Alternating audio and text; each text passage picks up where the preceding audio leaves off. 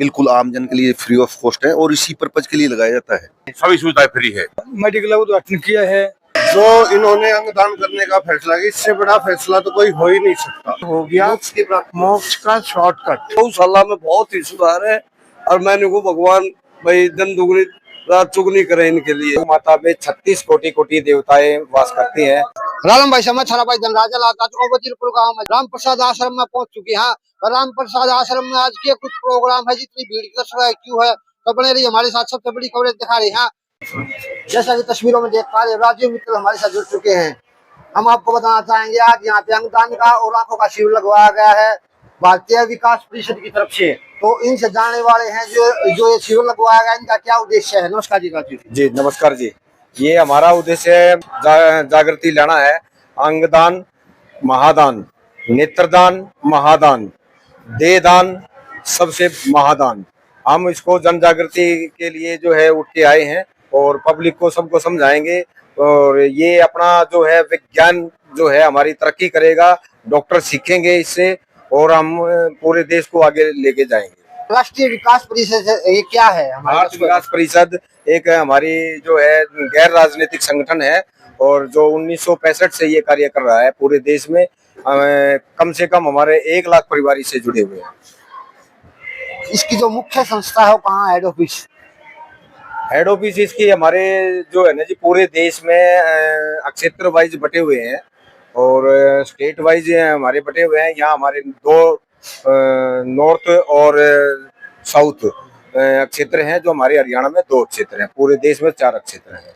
जो ये अंगदान का शिविर लगवाया गया है, जिस प्रकार हमने देखा है कि लोग कहीं ना कहीं इसके प्रति जागरूक नहीं है, उनको पता ही नहीं है कि अंगदान कैसे होता है। जी जी। तो क्या कहना चाहोगे हमारे दर्शकों को, ताकि लोग मोटिवेट हों और अंगदान के लिए और भी ज्यादा लोग आगे? हमारा यही उद्देश्य है जी, सबको मोटिवेट करना। ये अंगदान कब होता है? ये अंगदान मरने के बाद होता है, मरणोपरांत होता है।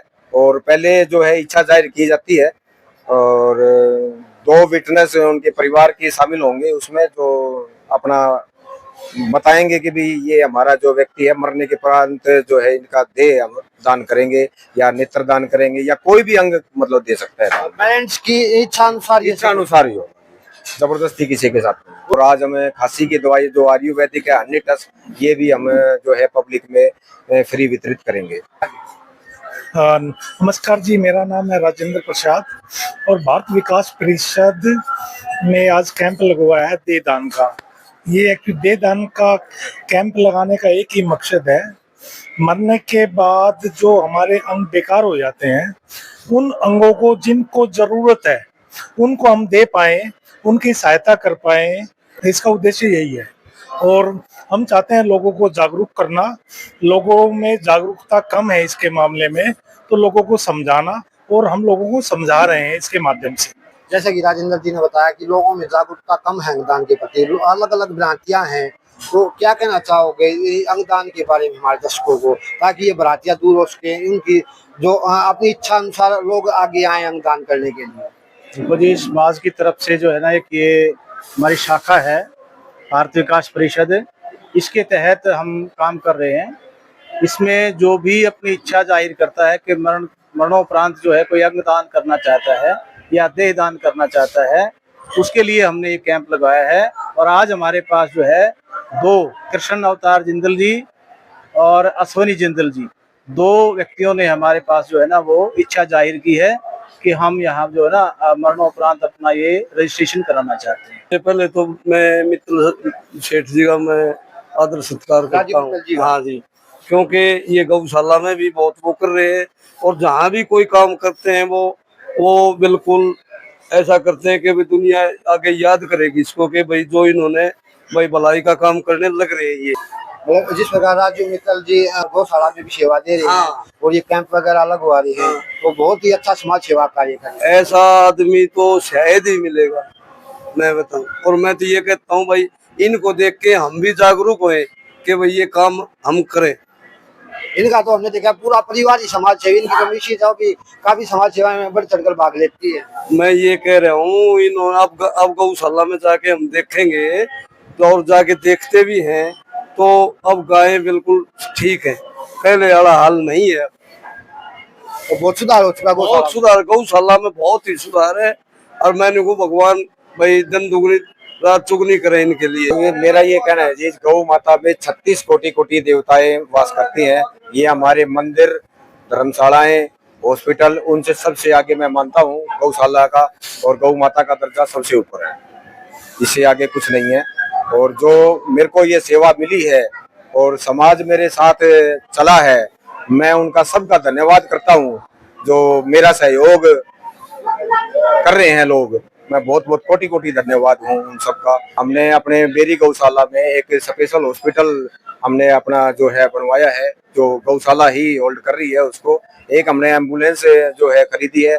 चारों तरफ से कहीं भी मेरे पास मैसेज आता है, मैं तुरंत एम्बुलेंस भेज देता हूँ और उनकी सुविधा के अनुसार जो है उनको ट्रीटमेंट देते हैं, उनको बचाने की पूरी कोशिश करते हैं। इसका उद्देश्य है कि लोगों को प्रेरित करना, ताकि उनके अंग वेस्ट न जाए, किसी की काम आए। जो जरूरतमंदों को उसके मान लो आंखें हैं या और भी कोई दिल है, तो उनको जिसको आवश्यकता है उसको दिए जाए। तो जैसा कि तस्वीरों में देख पा रहे हो, कृष्ण अवतार जिंदल जी हमारे साथ जुड़ चुके हैं। हम आपको बताना चाहेंगे, ये वो शख्स हैं जिन्होंने जीते जी लोगों की सेवा की।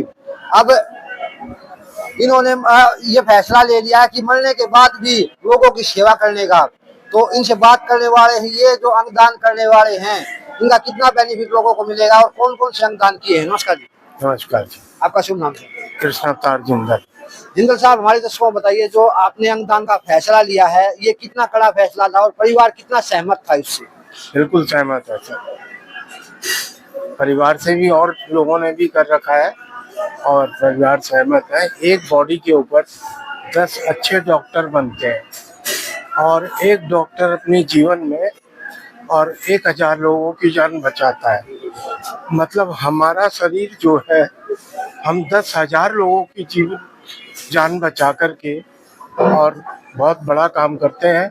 लेकिन हमारे अंदर क्या है कि हम आंखें दान करेंगे तो अगले जन्म में अंधे पैदा होंगे। हाँ, ये भ्रांतियां हैं, भ्रांतियां हैं। तो मैं उन लोगों से निवेदन करता हूँ, जब आपका ऐसा मानना है तो आप देहदान करके जाओ। जब आप देहदान करके जाओगे तो अगले जन्म में देह नहीं मिलेगी। तो ये हो गया मोक्ष का शॉर्टकट। तो इस तरीके से हमें काम करना चाहिए। देखो ना, एक वृक्ष है, वो खुद धूप में तपता है और लोगों को फल देता है। एक नदी है, कटती हुई बहती हुई चली जाती है, वो अपना पानी पीती है क्या? वो समाज के लिए जीती है। तो हमें भी समाज के लिए ही जीना चाहिए। नमस्कार जी। इस प्रकार जिंदल साहब ने अंगदान करने का फैसला लिया, क्या कहना चाहोगे? जो इन्होंने अंगदान करने का फैसला किया, इससे बड़ा फैसला तो कोई हो ही नहीं सकता। और इन्होंने अपना शुरुआत अपने आप से की है, तो मुझे पूरा विश्वास है कि समाज में जागरूकता जरूर आएगी। राजीव जी हैं, वो जैसे गौशाला में भी सेवा दे रहे हैं, आप यहाँ भी सेवा दे रहे हैं, उनके बारे में क्या कहना चाहोगे? राजीव जी के बारे में जितना कहें उतना कम है जी। लगे हुए हैं और पूरी टीम इनके साथ है। ये जहाँ जहाँ हम लोगों को आदेश करते हैं, हम हाजिर मिलते हैं और जी आगे भी इनकी सेवा में खड़े रहेंगे। नमस्कार सर। नमस्कार जी। आपका शुभ नाम? राजेंद्र कुमार कौशिक। कौशिक साहब, हमारे दर्शकों को बताइए, जो अंगदान करने के कितने बेनिफिट हैं आम जनता को? आम जनता को बहुत ज्यादा इसका बेनिफिट है। जैसे हमारी लड़ाई के अंदर आर्मी में अगर कोई किसी की आंख चली जाती है, किसी का हाथ चला, किसी का कुछ चला जाता है, लीवर खराब हो जाता है, वो हो जाता है जो भी। और कुछ आदमी ऐसे होते हैं जिनका एक्सीडेंट में हो जाता है, तो उनको इस चीज की जरूरत होती है। अगर हम अपना अंगदान करते हैं मरने के बाद, जैसे पेड़ सूखने के बाद अपनी लकड़ी भी काम में देता है, ऐसे अगर इंसान मरने के बाद अगर अपना अंगदान करता है तो वो उन भाइयों को बहुत ज्यादा बेनिफिट देगा जिनको उनकी सख्त जरूरत है, जिनका समय अभी बचा हुआ है, तो उनके लिए वो बहुत ही ज्यादा कारगर सिद्ध होगा। इस प्रकार जैसे लोग करते हैं अंगदान, उनका सेना को क्या फायदा पहुंचता? देखो जी, सेना में अभी जैसे अभी लड़ाई का माहौल है, तो इसमें बहुत ज्यादा जख्मी होंगे लोग। तो उनको अब जो हमने ये अभी लेके आए हैं, ये बहुत बड़ा लॉजिक है सर। अभी हम लोगों को जागरूक करेंगे तो जिसने, देखो जी, जिसका शरीर पूरा हो गया, जिसका समय पूरा होगा, उसको तो जाना ही है। अब उसका शरीर मरने के बाद भी काम आ रहा है, ये बहुत बड़ी खुशी की बात होगी। और इससे बड़ा दान मेरे ख्याल से अपने संसार में है नहीं। सदैव तत्पर रही है और आगे रहेगी और युद्ध के लिए तैयार है किसी समय भी। इसका सर नमस्कार, कैसे हैं आप? बिल्कुल ठीक है सर। आपका शुभ नाम? मैं मियामी फ्लोरिडा से आया हुआ हूँ, तो यहाँ पर मेरी ससुराल है, मैं बेरी से हूँ ओरिजिनली। और बड़ा अच्छा प्रोग्राम हो गया। और ये भगवती जो जिस प्रकार अंगदान लगा शिविर लगवाया है इन्होंने, तो क्या कहना चाहोगे हमारे दर्शकों को इस अंगदान के बारे में? लोग और भी ज्यादा आगे हैं।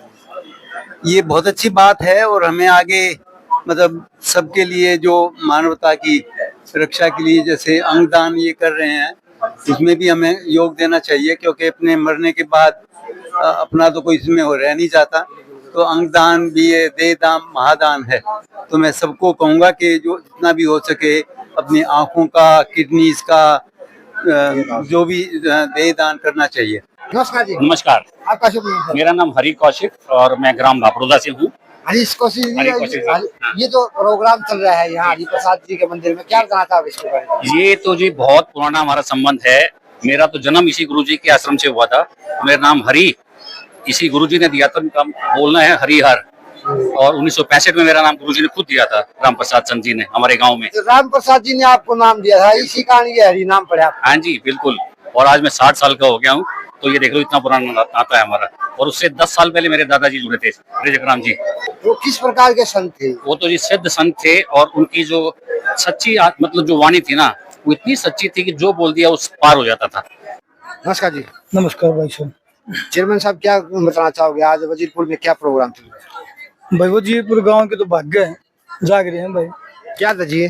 भाई देखो इतने बड़े संत ने यहाँ तपस्या की और उसकी देन आज देखो 5-6 करोड़ रुपए लगा दिए हॉस्पिटल के लिए।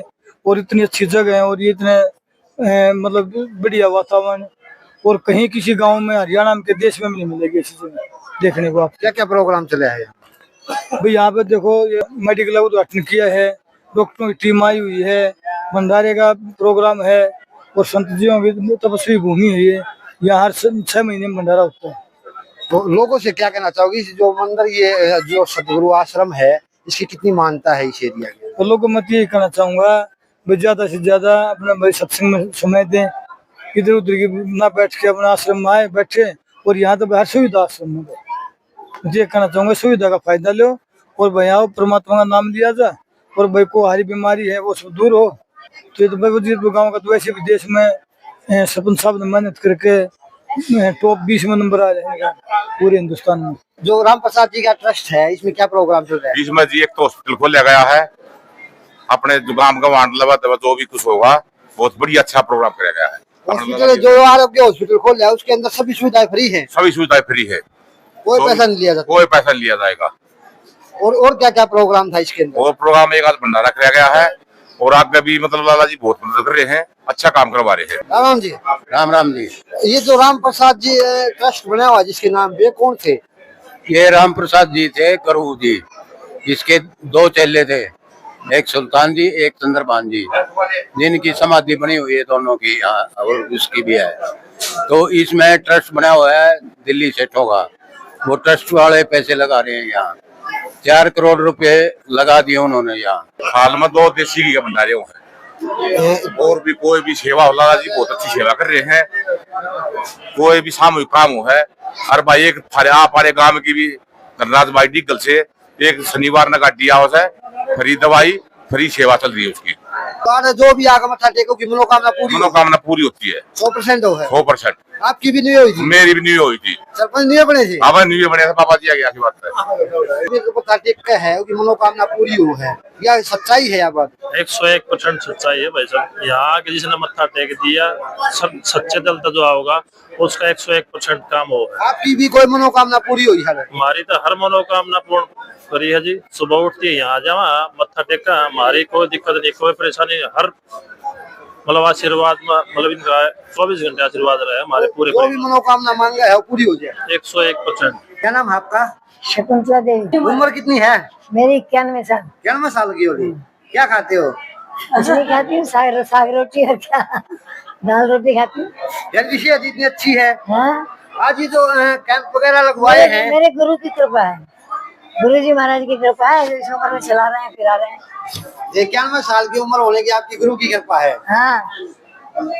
अच्छा, ये जो हॉस्पिटल का उद्घाटन किया है इन्होंने, उसके बारे में क्या कहोगी? बहुत अच्छा किया है, मेरे सतगुरु ने करवाया। सतगुरु ने करवाया, क्या नाम उनका पूरा? श्री राम प्रसाद जी सतगुरु जी। श्री राम प्रसाद जी। ये सतगुरु आरोग्य केंद्र अभी यहाँ आज से स्टार्ट हुआ है और फ्री कैंप रहेगा। ये फ्री दवाइयाँ बटेगी, फ्री डॉक्टर मतलब इलाज करेंगे यहाँ। और हमारे अंकल जी हैं, इन्होंने ये शुरू करवाया है पूरा। जैसे ये हॉस्पिटल जो मेडिसिन वगैरह दी जाती है, उनका इस हॉस्पिटल की तरफ से कोई चार्ज वगैरह है या फ्री ऑफ कॉस्ट है? बिल्कुल नहीं जी, फ्री ऑफ कॉस्ट है, कम्प्लीटली फ्री ऑफ कॉस्ट। ये सतगुरु आरोग्य केंद्र जो शुरू किया गया है, इसमें क्या क्या सुविधाएं? इसमें सुविधाएं के तौर पे तो भैया हम बीपी शुगर और ये सारी चीज चेक कर रहे हैं, जो भी क्रोनिक डिजीज है जिससे उनकी दवाइयां भी दे रहे हैं। नमस्कार जी, ये सतगुरु आरोग्य धाम जो शुरू हुआ है, ये महाराज जी के जो चेले हैं, उनके फॉलोअर्स हैं, उन्होंने चालू किया है। और अभी तो आज इसका इनॉग्रेशन किया है। इसमें डॉक्टर है, साफ सफाई का रहेगा, OPD mainly OPD day care रहेगा ये। और आगे इसमें अच्छी सुविधाएं, टेस्ट वगैरह सब होंगे और आसपास के एरिया का इससे अच्छा मतलब स्वास्थ्य के लिए जागरूकता भी रहेगी और स्वास्थ्य के लिए दवाइयों का भी और सारा इंतजाम किया जाएगा। जितनी भी सुविधाएं हैं ये आम जन के लिए बिल्कुल फ्री ऑफ कॉस्ट है। बिल्कुल आम जन के लिए फ्री ऑफ कॉस्ट है और इसी पर्पज के लिए लगाया जाता है। और इसमें गुरु जी की जो है प्रेरणा है और उनके माध्यम से उनके सेवकों ने ही किया है।